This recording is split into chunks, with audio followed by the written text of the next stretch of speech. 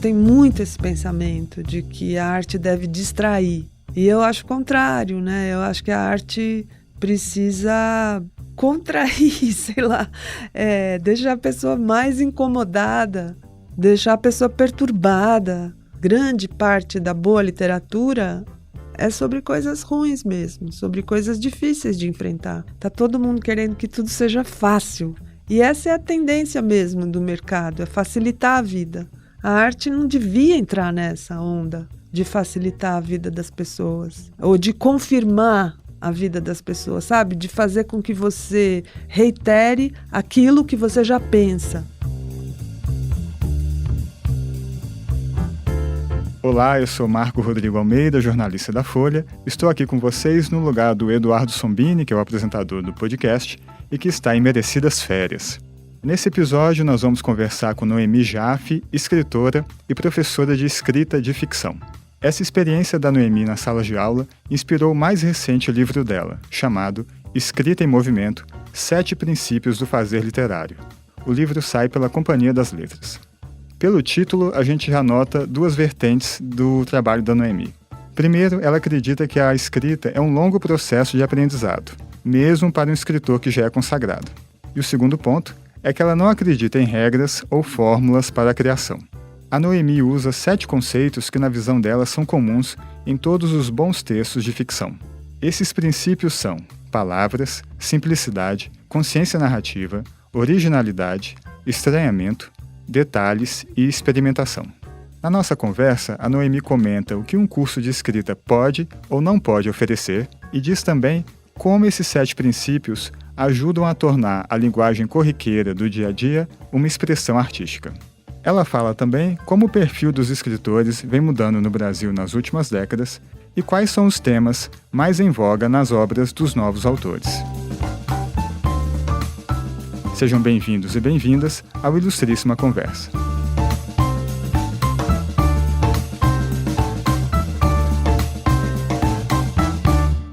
Noemi, muito obrigado aqui por participar do nosso podcast, Ilustríssima Conversa. É um prazer recebê-lo aqui. Prazer o meu, Marco. Obrigada por ter me chamado.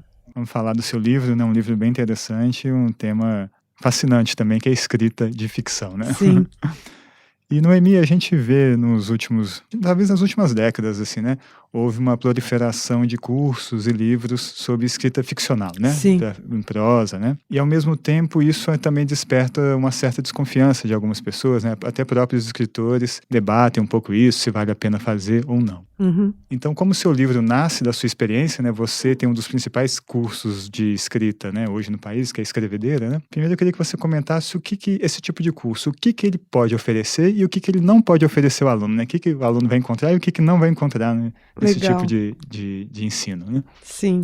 Bom, o que uma pessoa interessada em se tornar um escritor ou em aprimorar a sua escrita literária vai encontrar num curso de escrita ficcional? Vai encontrar um grupo de pessoas dispostas a ler o seu texto com um olhar apurado, crítico e interessado, e não condescendente, o que é uma coisa muito rara para os escritores contarem com, 10, 12, 15 pessoas que realmente leiam o teu texto palavra por palavra, frase por frase, e que queiram que você realmente aprimore o teu texto. Isso é a coisa mais rica que uma pessoa encontra num curso como esse. No meu curso especificamente, a gente lê muito, não só os textos dos participantes, como também textos literários, porque eu acredito muito que a escrita literária é baseada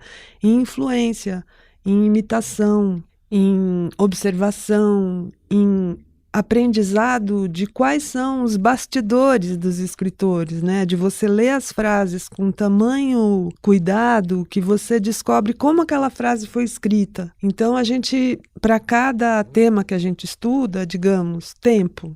Ao longo de 2, 3 meses, os participantes vão ler como é que o Sebald trabalha o tempo. Como é que a Clarice Lispector trabalhava o tempo, o Guimarães, o Mário de Andrade, o Thomas Mann, o Teju Cole.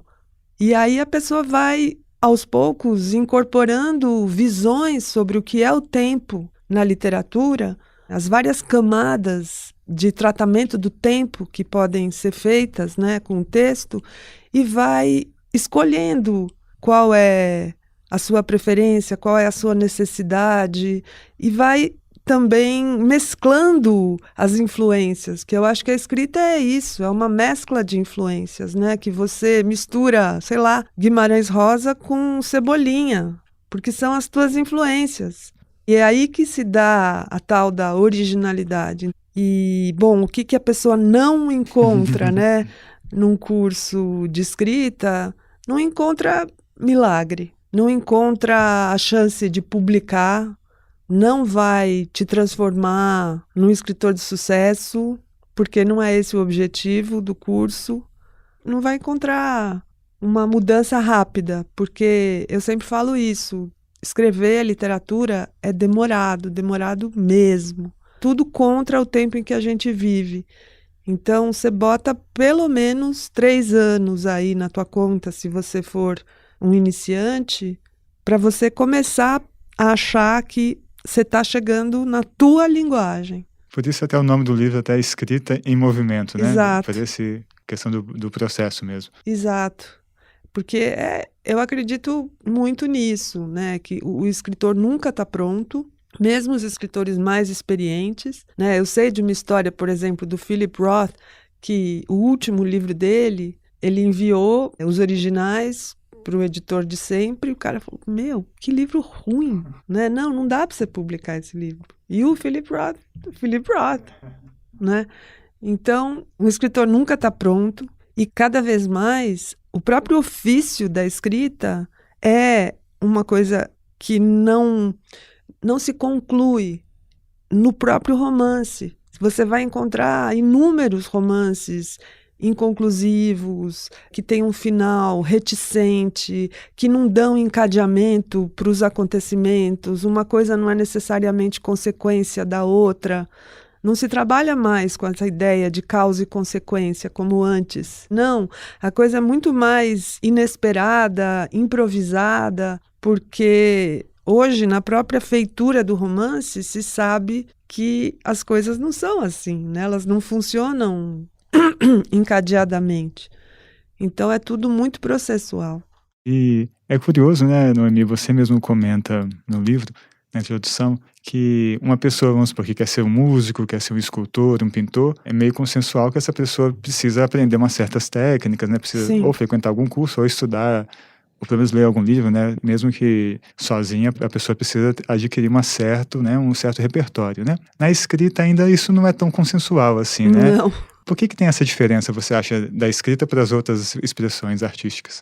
Eu penso muito sobre isso. Eu acho que tem algumas causas dessa mitologia do escritor como um ser eleito em quem a escrita baixa, como se fosse um deus que soprasse. Uma das causas eu acho que é a automitologização que os poetas românticos fizeram como seres que moravam no alto de torres de marfim, que eles escreviam com sangue, com suor e com lágrimas e tal.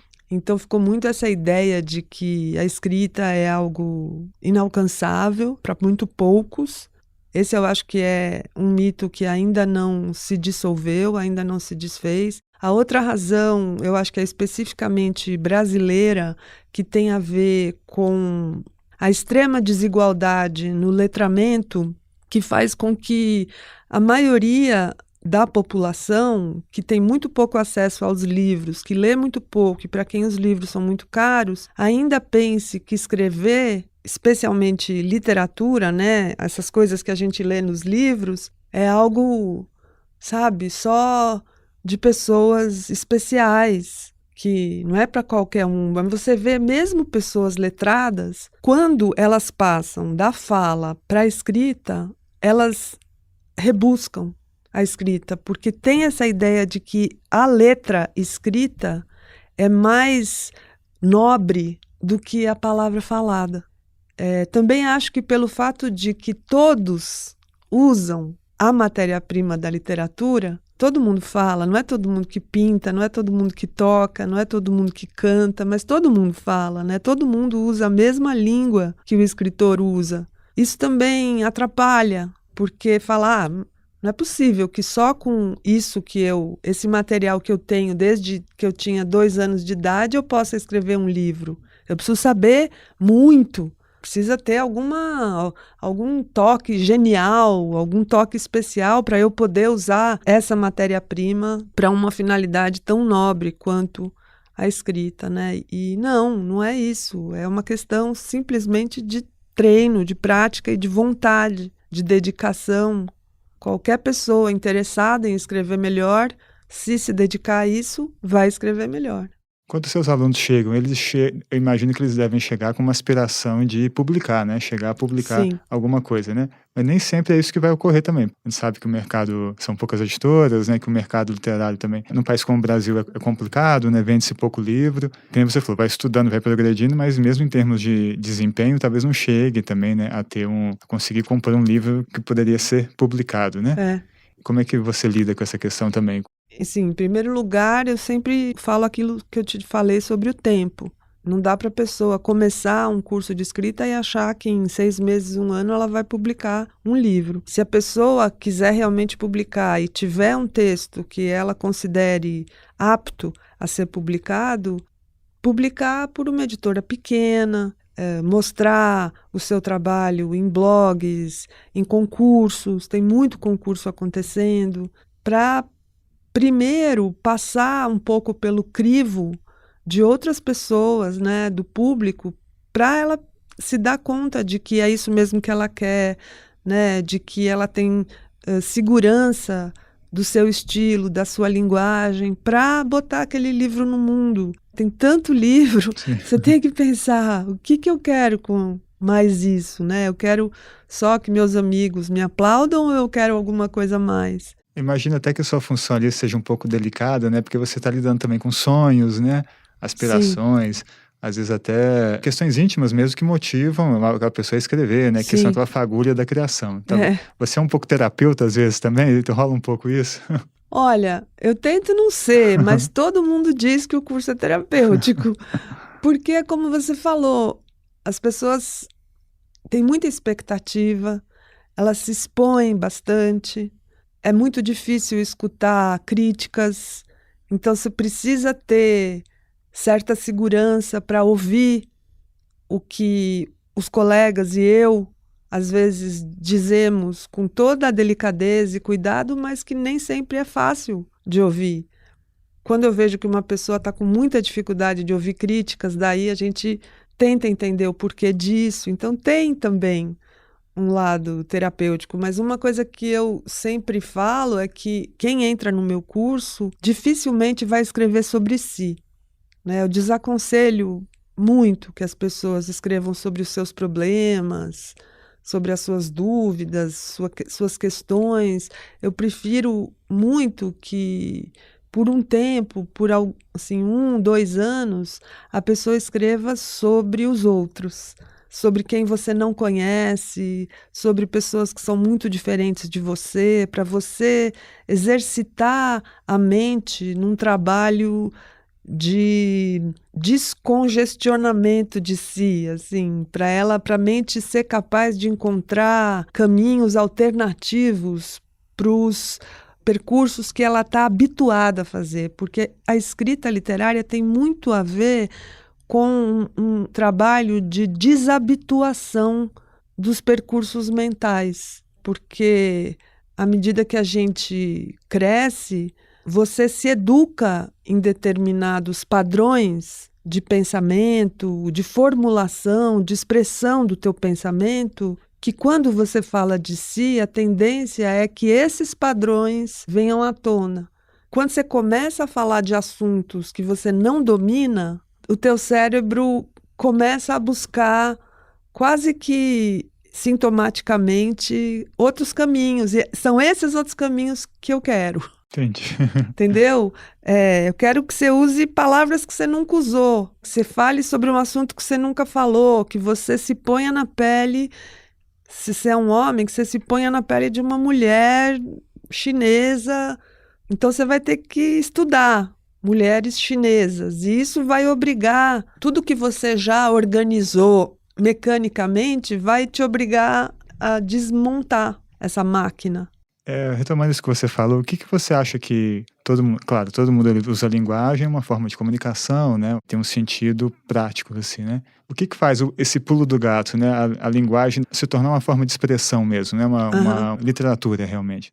Eu acho assim, tem duas palavras em inglês que eu acho que dizem muito bem a diferença entre coisa e a outra. O pulo do gato é from meaningful to meaningfulness.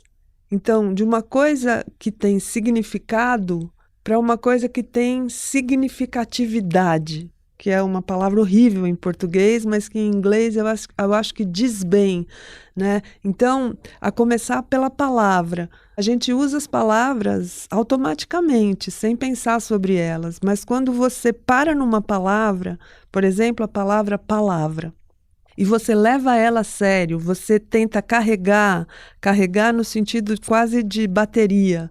Carrega a palavra de história, de vontade, de desejo, da raiz dessa própria palavra. Vai no fundo dela, vê em que situações ela foi usada, com que ela rima, como é que ela soa.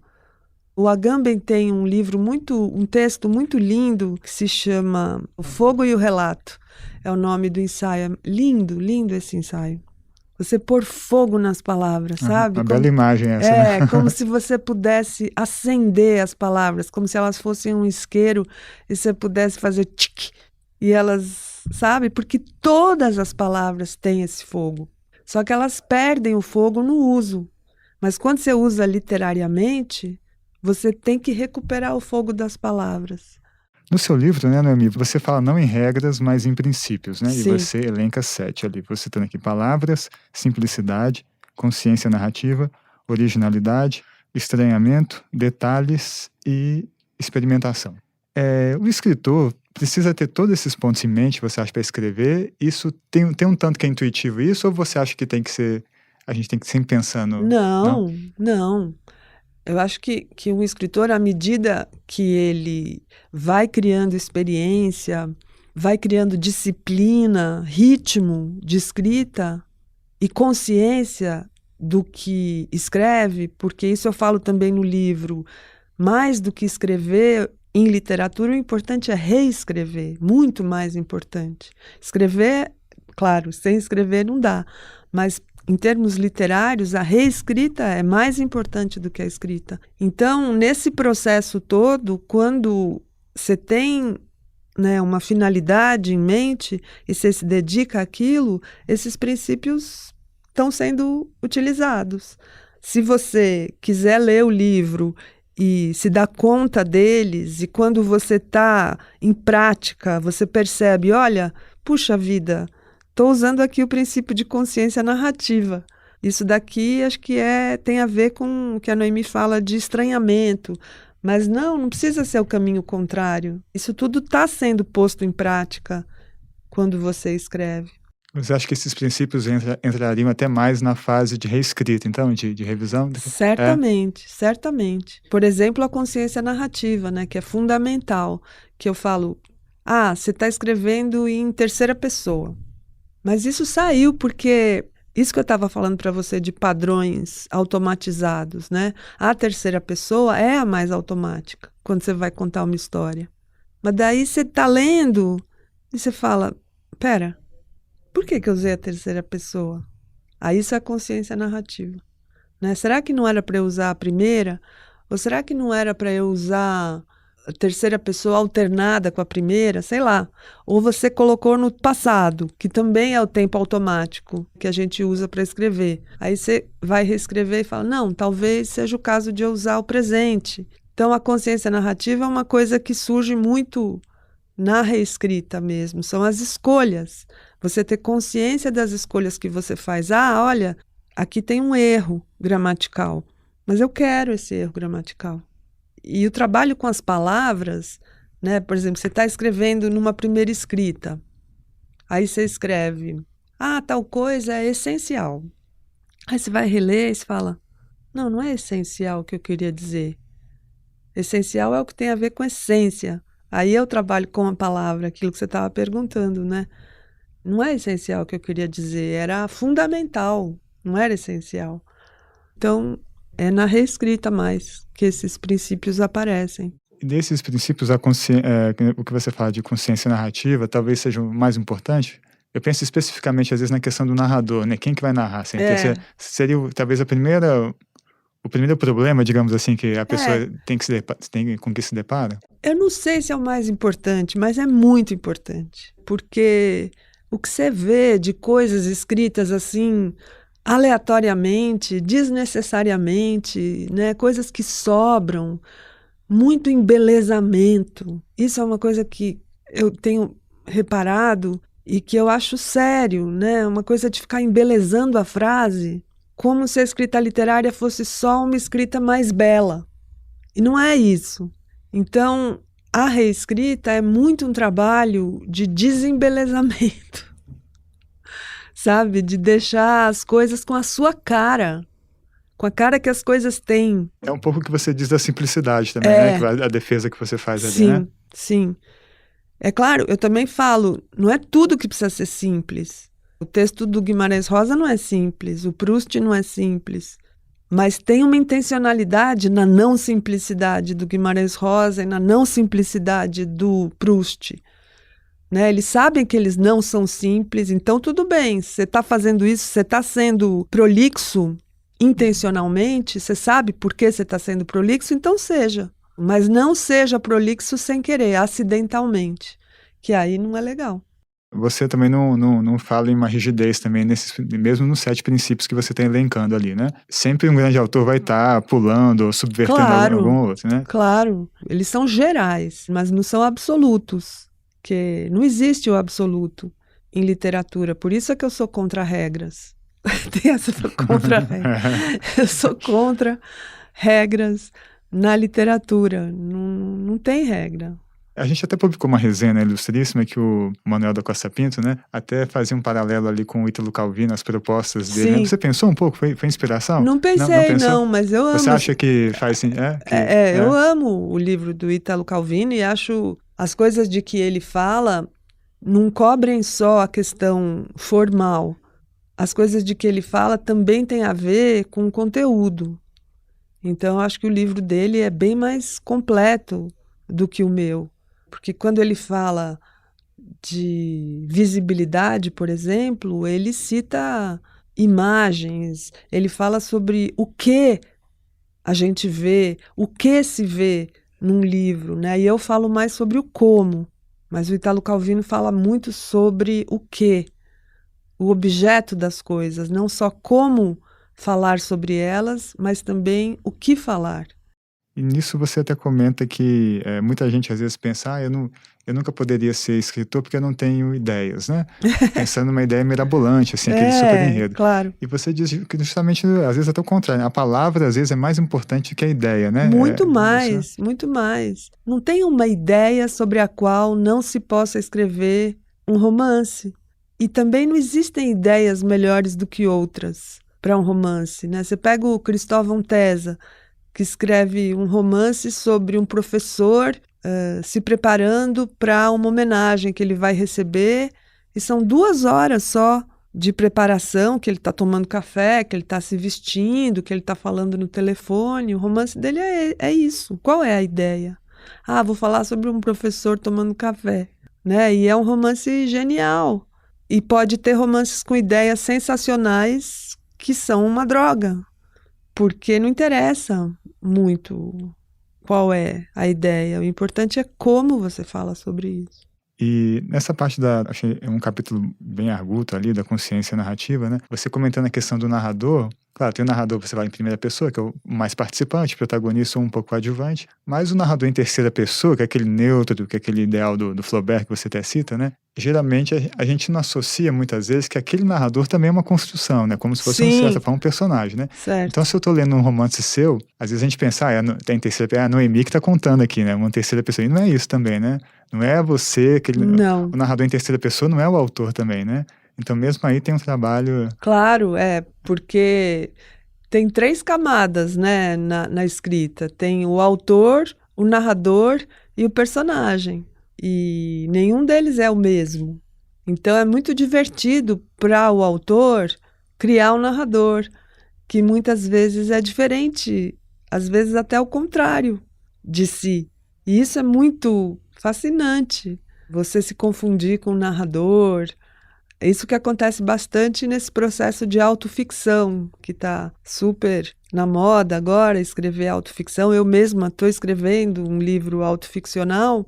É muito divertido você mentir sobre você mesmo, né? Você misturar coisas que aconteceram com coisas que poderiam ter acontecido, ou que você gostaria que tivesse acontecido. Então é um processo de invenção de si também. Pelo que você, né, verifica lendo seus companheiros de geração e o contato com os alunos, quais são os temas mais em vogas você percebe hoje? Então, o que não só eu, muita gente tem percebido é um retorno ao realismo, temas que têm a ver com questões da vida cotidiana, da vida prática, questões urbanas, muito ligadas ao desgaste emocional da modernidade, autoficção, como eu falei, também uma tendência que já vem vindo há vários anos, das pessoas se autoproblematizarem, não no sentido narcísico, não acho que seja necessariamente um trabalho narcísico, como você vê a Annie Ernaux, né, por exemplo, que toda a obra dela é autoficcional, até acho que autobiográfica, até mais do que autoficcional, e não tem nada de narcisismo ali. Não vejo necessariamente assim. E também os temas das minorias. É uma tendência muito presente. Falar sobre negritude, falar sobre homossexualidade. Eu tenho percebido esses temas. E você vê reflexo, às vezes, claro, né, das redes sociais, de séries, né, que são... As séries viraram, né, o que a literatura era, às vezes, no século XIX, né, o grande narrativo, o grande tema de debates, assim, mas mais até que o cinema. Também o cinema perdeu um pouco essa questão, né? Essa questão das séries e das redes sociais, assim, você nota também que te impactaram muito? Olha, como eu tenho lido mais livros de autores que têm por volta de 50, assim, 45, 50, então não percebo tanto a influência de séries ou das redes sociais.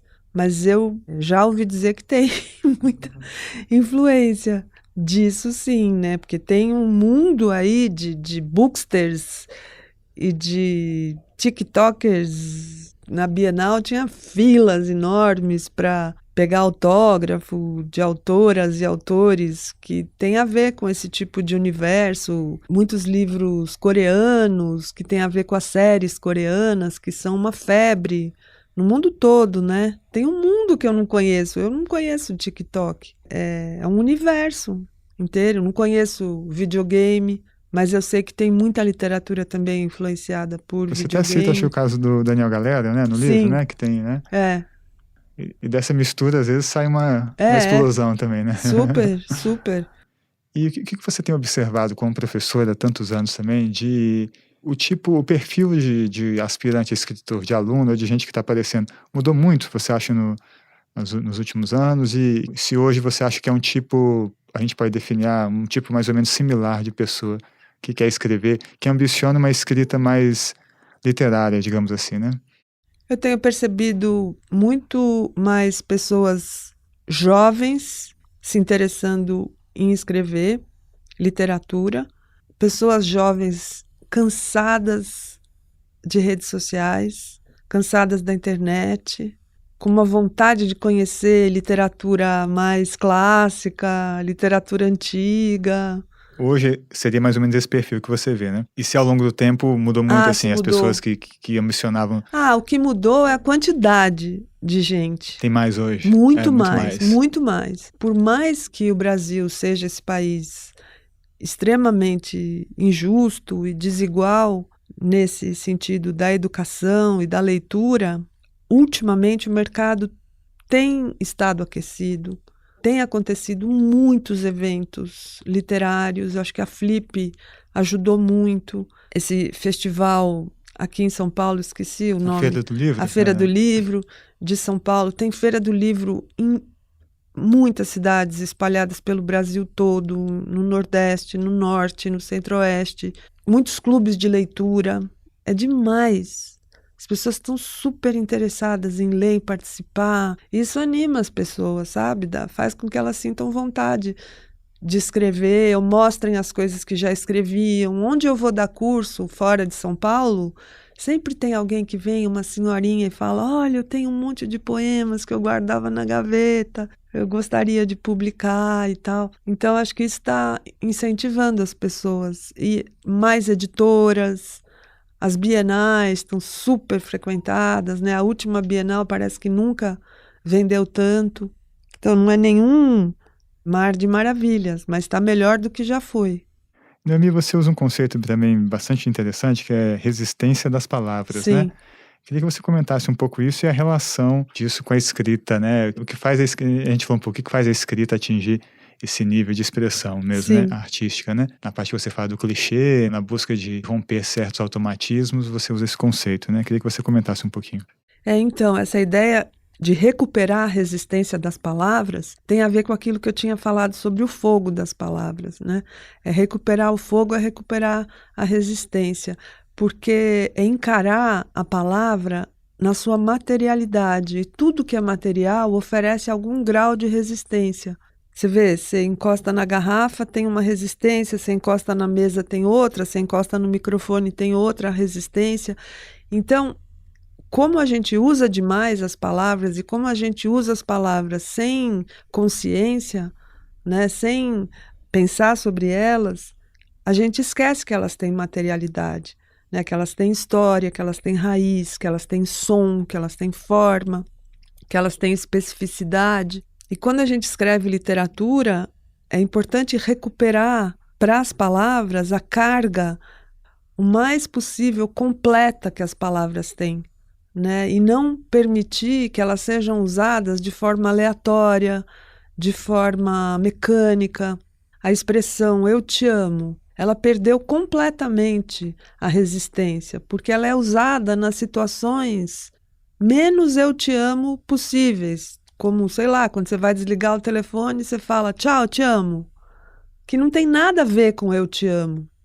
Então, como é que você vai recuperar para a expressão "eu te amo" a carga de resistência que um dia essa expressão teve? Você precisa se virar nos 30 lá para poder dizer "eu te amo", querendo dizer "eu te amo". Como é que você faz? É como a Alice Ruiz fala: rede se torce ao vento sem você dentro. Que é um jeito muito mais resistente de você dizer "eu te amo", em que a pessoa que ouve isso fala: putz, ela me ama mesmo. Enquanto que se você fala "eu te amo", a pessoa fala: aham, tá bom, então passa o sal. É isso, como eu falo, um escultor, quando ele vai lidar com a pedra, ele precisa saber o grau de resistência da pedra, se ela é dura, se ela é mole, né? Se ele vai usar uma marreta ou se ele vai usar um cinzel. E com as palavras tem que ser a mesma coisa. Você tem que saber qual é a palavra que você quer usar. Para a literatura, é claro que para o dia a dia, para a fala, assim, não tanto, quer dizer, nem se compara. Embora seja importante também pensar um pouco para falar, mas não é, assim, nada sagrado. E eu acho que na literatura, sim, as palavras têm um grau de sacralidade mesmo. É aquela luta com a palavra que você até cita através do Drummond Do ali, Drummond, né? A procura da poesia, né? O poema que você cita. Bem... Lutar com palavras é a luta mais vã, no entanto, lutamos, mal rompe amanhã. Porque, é claro, as palavras têm uma carga de mistério que é incontornável, que você não consegue chegar no grau total de mistério das palavras. E é bom que elas mantenham certa reserva de mistério que você não alcança, né? Que elas fiquem nesse lugar um pouco inalcançável, que é lá onde elas moram. Você até termina o livro com o Procura da Poesia, né? O poema do Drummond, né? Que é basicamente isso, né? É, porque as palavras, elas têm uma autonomia que independe do nosso uso. É incrível, elas existem por si mesmas. E é importante manter esse mistério. Você não aborda poesia no livro, diz que nem nos seus cursos, mas você também escreve poemas, né? Sim. Até publicamos aqui uns belos poemas seus na Ilustríssima. Verdade. Nosso ouvinte que quiser dar uma pesquisada depois no site vai achar. Eu escrevo, alguns... mas não me sinto capaz de falar sobre poesia. É demais para mim. Um dos seus princípios ali, você cita o estranhamento, né? E você fala muitas vezes que a escrita também é o espaço da liberdade, né? Que todas aquelas regras da fala que tem um sentido mais prático de comunicação, que tem aquelas regras para ser um discurso entendível, né? Na escrita ficcional, não, né? Aquilo que pode cair muita coisa porque você pode subverter aquilo, é até esperado, até bom que você subverta, né? Aí você cita essa questão do estranhamento, do choque que a literatura provoca, às vezes até afrontando valores estéticos e morais do leitor, e que isso torna a experiência mais rica, né? Sim. Para todos. Eu fico pensando se hoje em dia, se não há menos tolerância com essa questão do estranhamento e do choque que a literatura pode provocar, por algumas coisas que a gente pode ver, como ficou comum, por exemplo, editoras ter aqueles leitores de sensibilidade, né? Que ficam vendo, sugerindo que isso pode incomodar aquilo, pode afrontar algumas coisas. Ficar nos públicos alguns casos recentes de editoras e autores que às vezes engavetaram romances porque tinha um personagem, um narrador que também que tinha um comportamento moralmente reprovável, né? Uhum. Eu fico pensando se às vezes nas artes de forma geral não tem tentativas às vezes de impor certos padrões que fazem sentido socialmente, mas que não no universo da arte, né? Que podem ser até uma camisa de força. Sim. Você acha que tem menos espaço para essa subversão, por estranhamento, que é um princípio até que você cita? Acho que tem menos espaço, por muitas razões, não só essas que você citou, das vulnerabilidades muito à flor da pele, né? Você está sempre correndo o risco de incorrer em algum termo ou em alguma verdade absoluta na qual você não pode tocar, mas também porque eu acho que as redes sociais estão fazendo com que as expectativas sejam muito rasas, com que tudo que explore um pouco mais a fundo, que provoque esse estranhamento, esse choque, a subversão, é mal recebido como algo denso demais, profundo demais, cabeçudo demais. Sabe? A vida já é tão difícil, a arte serve para entreter. Então tem muito esse pensamento de que a arte deve distrair. E eu acho o contrário, né? Eu acho que a arte precisa contrair, sei lá, deixar a pessoa mais incomodada, deixar a pessoa perturbada. Quem faz o meu curso às vezes fala, Noemi, você só fala de coisa ruim. Não sei avaliar a porcentagem, mas grande parte da boa literatura é sobre coisas ruins mesmo, sobre coisas difíceis de enfrentar. E a capacidade das pessoas de enfrentar coisas difíceis está cada vez menor. Está todo mundo querendo que tudo seja fácil. E essa é a tendência mesmo do mercado, é facilitar a vida. Em todos os sentidos, não só nos sentidos em que a vida deve mesmo ser facilitada, mas em outros sentidos que não. A arte não devia entrar nessa onda de facilitar a vida das pessoas, ou de confirmar a vida das pessoas, sabe? De fazer com que você reitere aquilo que você já pensa. E é essa a literatura que mais vende, a que confirma, né? Que é a literatura de autoajuda. É aquela que confirma aquilo que você já é, aquilo que você já acredita, e não a que te desafia a pensar diferente, a ser diferente, a dizer as coisas de um jeito diferente. E quando, já Noemi escritora, né, quando você está criando seus romances, seus contos, você pensa nessas questões, em afrontar essas questões também? Como é que Penso demais. Se fosse para eu afrontar do jeito que eu gostaria, eu não venderia nada. Porque eu gostaria de fazer coisas muito loucas, mas não faço. Faço médio. Faço o que eu acho que dá para fazer.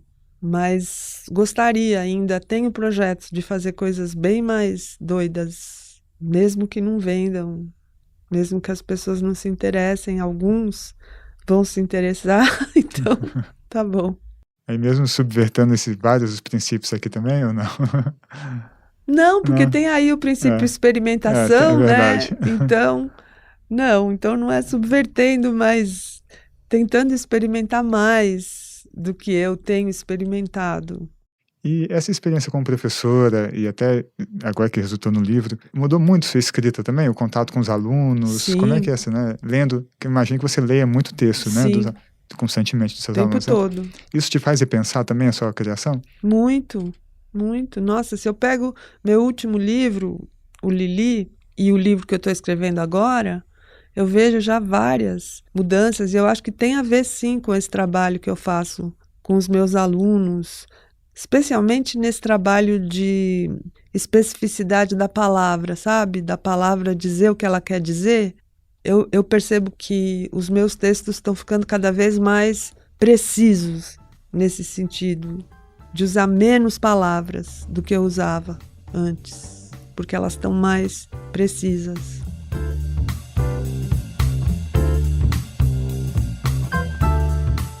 Para quem quiser mais se aprofundar, né? O livro da Noemi é Escrita em Movimento, 7 Princípios do Fazer Literário. Bom, super obrigada, Marco. Adorei as perguntas. Estou sempre à disposição. Obrigado a você, viu, Noemi? Foi ótimo mesmo. Obrigado pela conversa. Bem, este foi mais um Ilustríssima Conversa. Espero que vocês tenham gostado desse episódio.